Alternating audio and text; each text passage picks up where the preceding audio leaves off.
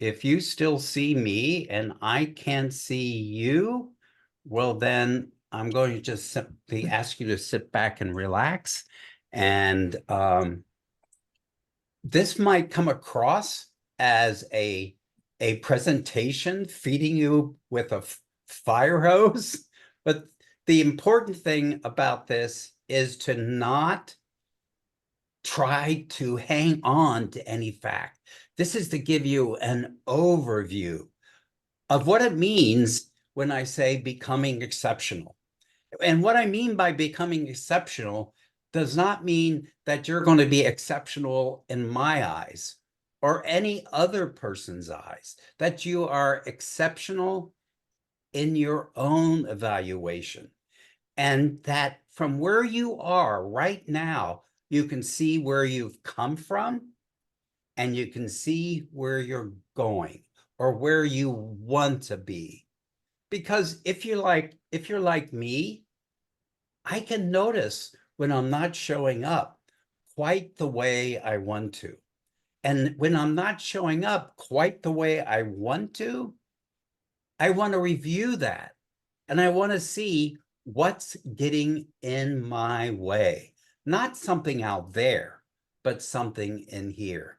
And in fact, you could apply this concept to what you're doing with peace this year. And so where I first want to start is with something that's called cognitive dissonance. That's when we have one belief in conflict with another belief. And that's kind of a simplified explanation. But let's just try a couple things. When I say God, what do you think of? What do you picture?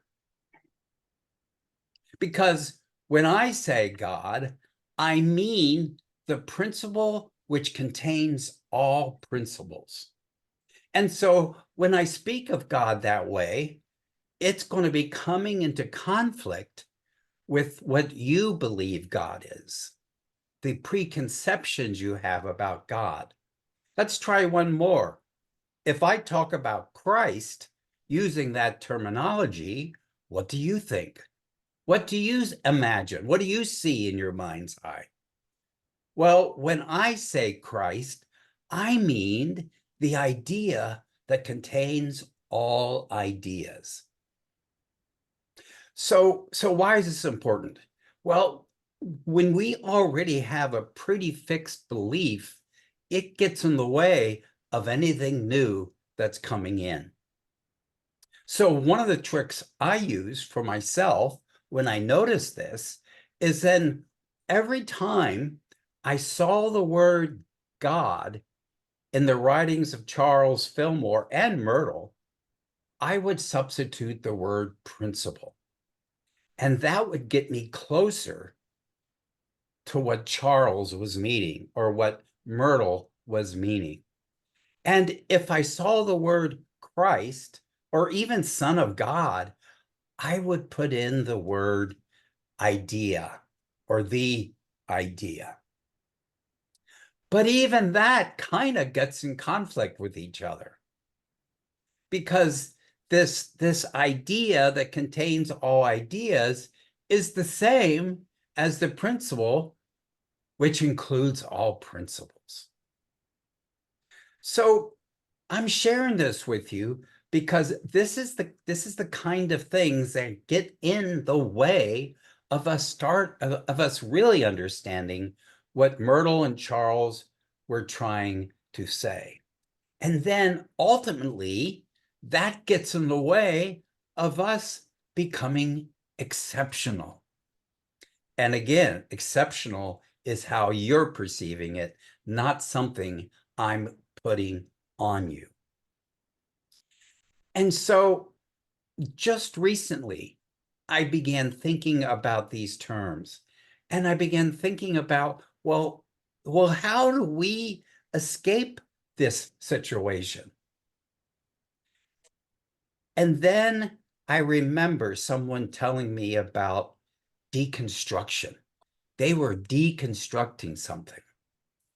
And then that clicked me over to how in men's blazers, they began deconstructing them to make them more casual. So what does that mean in a blazer?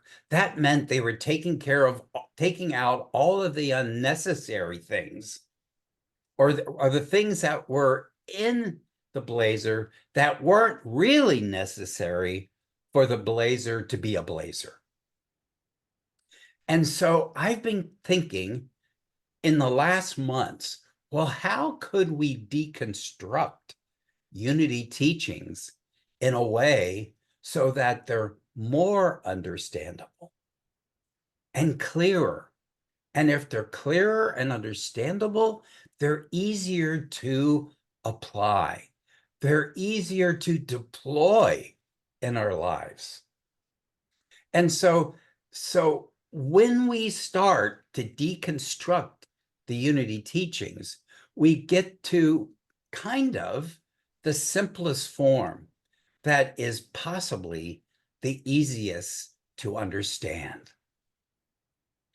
And when we're becoming understandable, we've got to remember some of the tools that you've probably already learned and are already in your tool belt, but maybe you're not using them because there was so much stuff around them in language that they were difficult to deploy, difficult to use.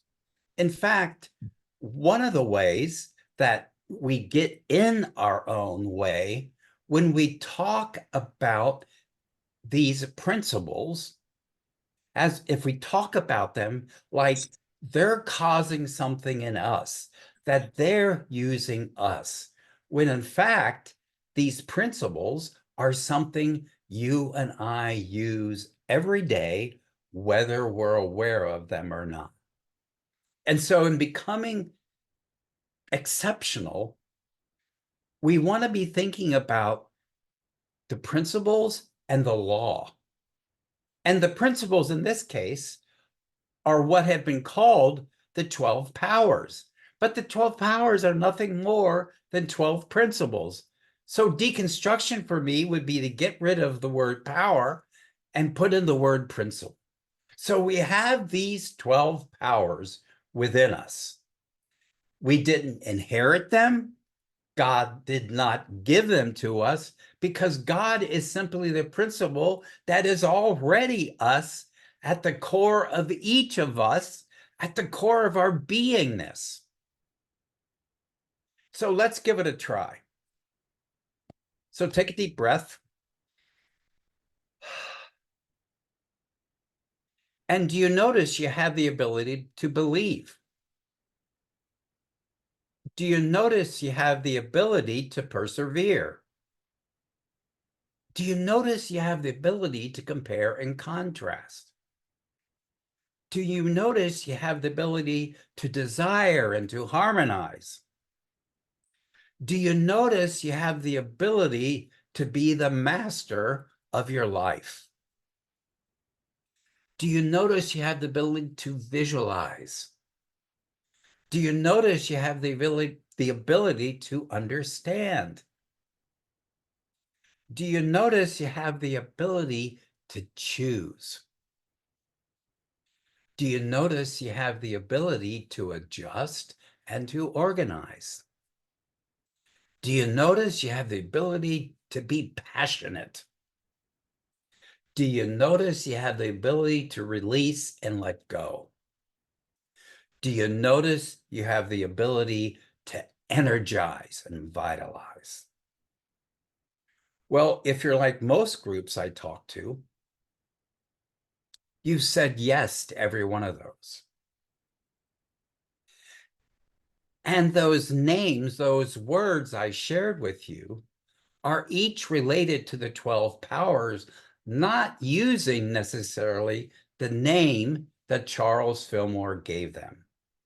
I gave you a name that really is more related to how we use them every day, whether we're aware of it or not. And so in becoming exceptional, we use these 12 powers to work with beliefs that get in our way. See, we have in our consciousness, we have thoughts, ideas, beliefs, images, feelings, emotions, experiences. We have all of those in the awareness of our consciousness. And the thing that gets in the way the most is the beliefs that hinder us. The beliefs we maybe formulated when we were younger, but now we realize they're no longer useful.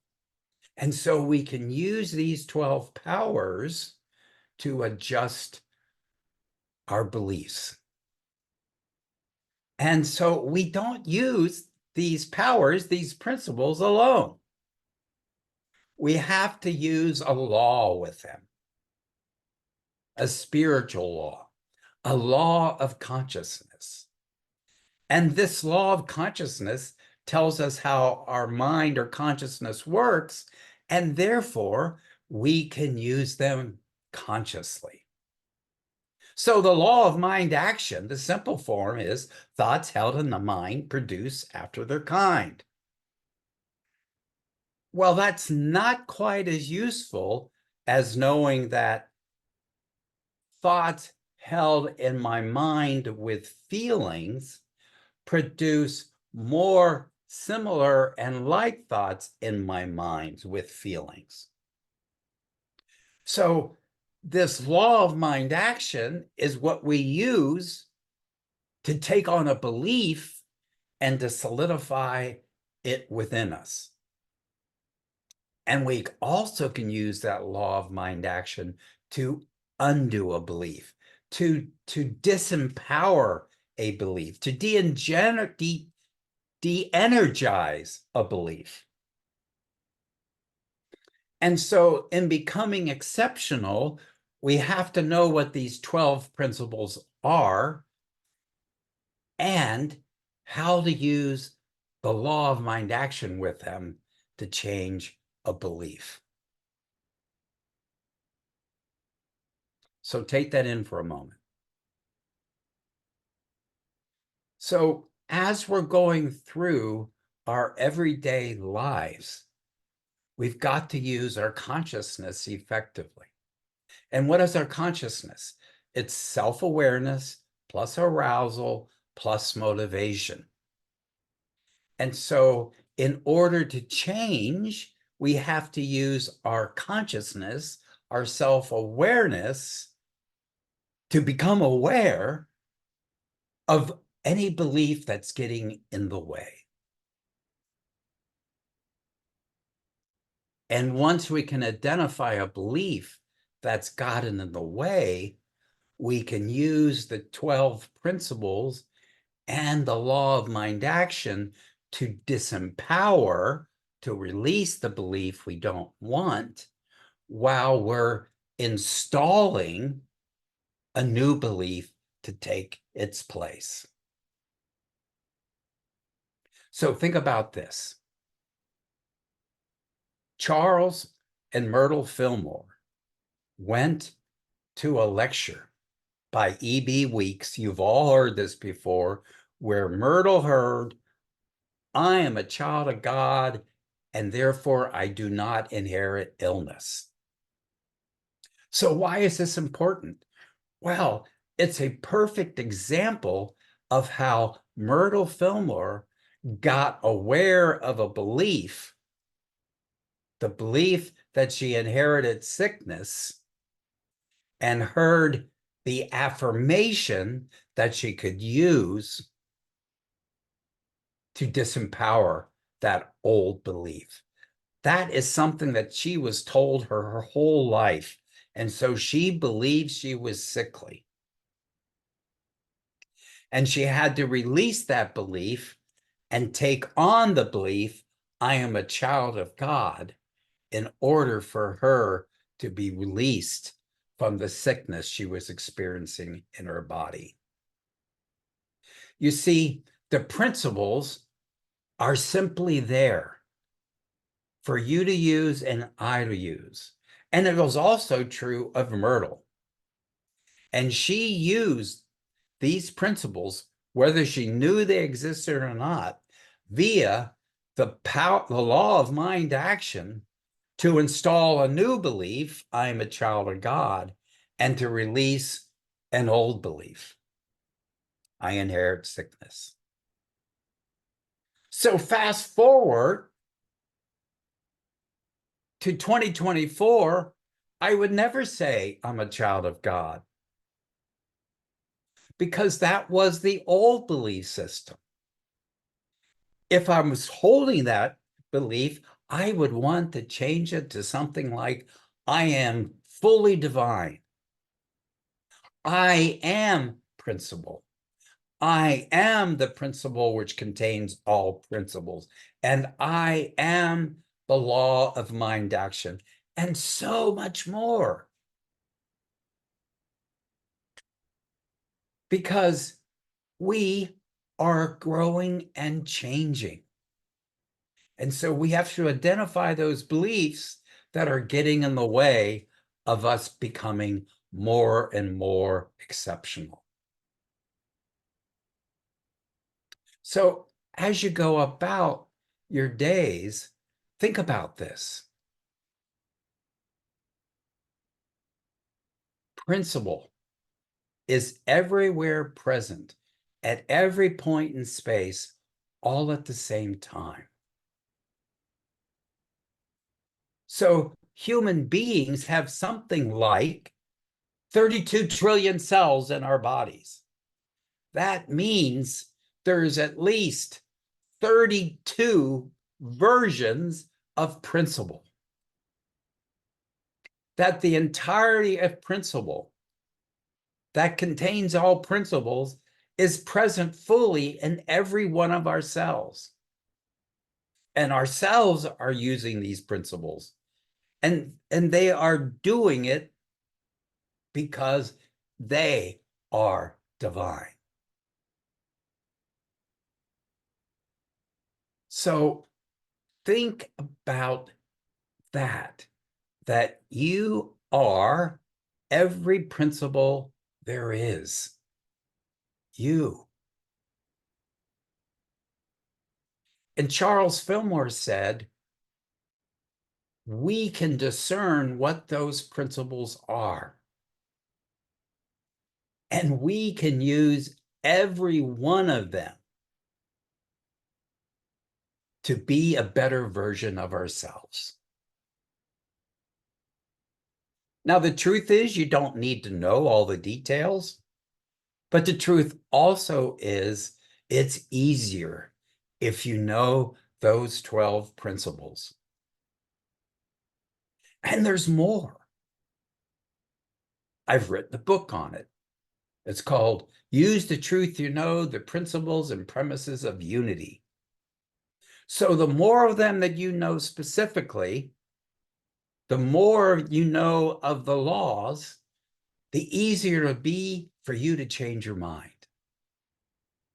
And we know when we change our minds, when we change our consciousness, we change our daily experience of life. And when we change our daily experience of life, we are able to change our outer world. You have within you everything you need to change yourself and to impact the world around you.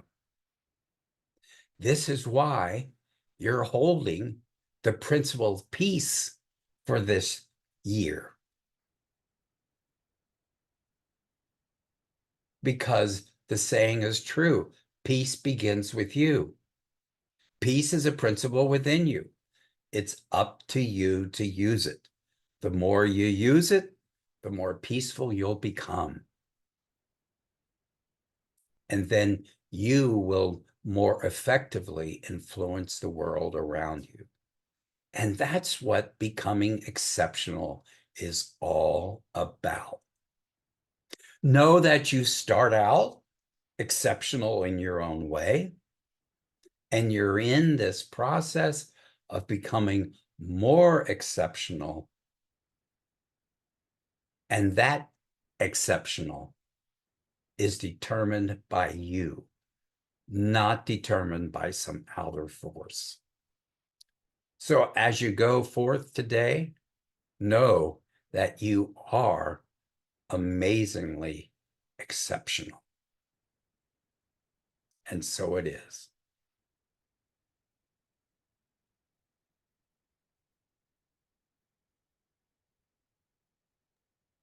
Thank you, Dr. Paul. Would you like to guide us in meditation, or shall I? No, I can do it. Okay. All right. So I invite you to take a deep breath. And we take that as a way to center ourselves. And we take that deep breath as a way to become more and more aware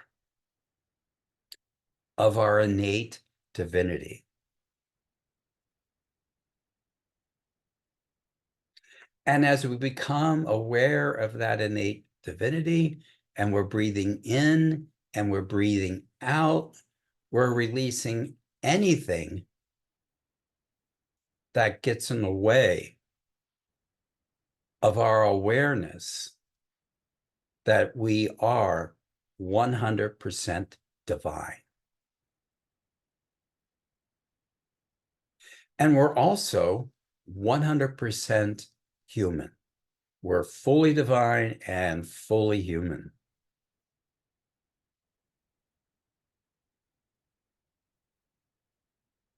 As we live our lives, we're here to live our lives fully. And what that means is I'm using my divinity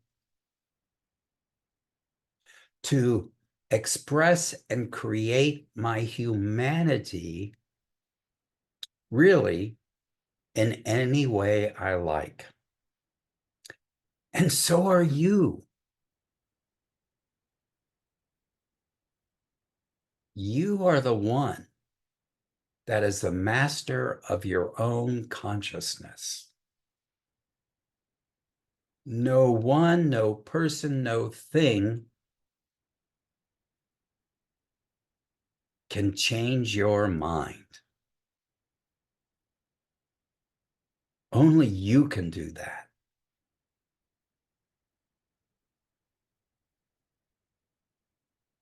There's an old saying that says, a mind changed against its will is of the same opinion still.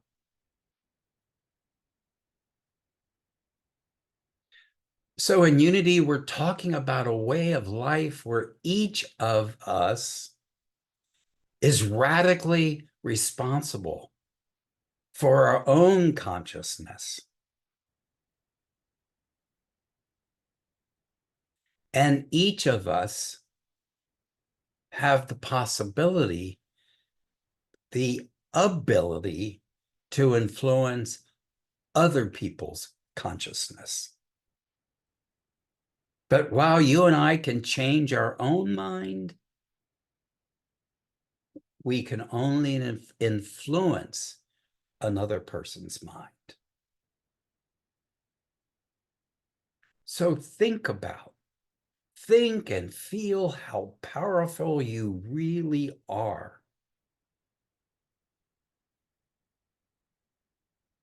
Right where you are right now, you have every principle and every law at your fingertips as a way to express your life. So in our divinity, we're identical. In our humanity, we are wondrously distinct. And this is the diversity we celebrate in each other.